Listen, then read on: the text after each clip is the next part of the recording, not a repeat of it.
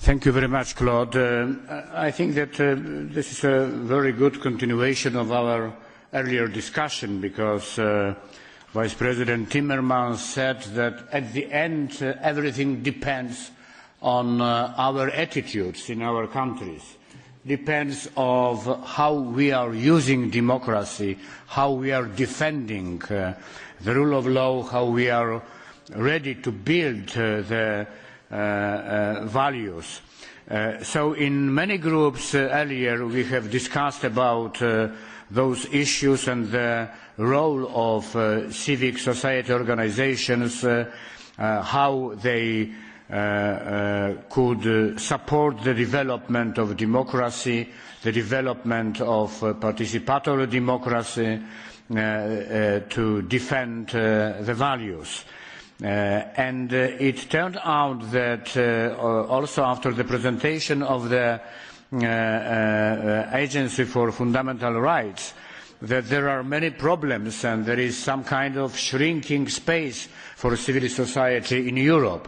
So analyzing all those issues and participating in many meetings, there is an idea after that to prepare the resolution. Why it is so important? Firstly, that we need to have the answer, the response, and support civic society organizations to build the background for democracy, the rule of law, and citizens' participation in politics and in the public life. There are some instruments, but due to the assessment done by many institutions, also European Economic Social Committee, they are not so sufficient. So we need to have a special instrument. We are naming this instrument European Value Instrument, and we want to discuss now about this instrument because at the same time we are discussing about multi-annual financial framework.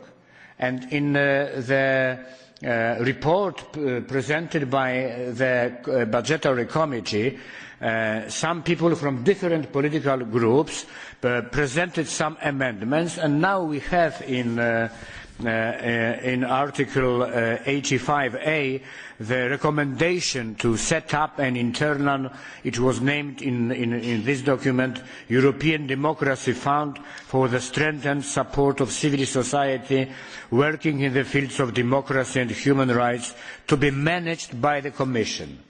Because this is the second point, it is very important to have the direct instrument and the financing from the European level.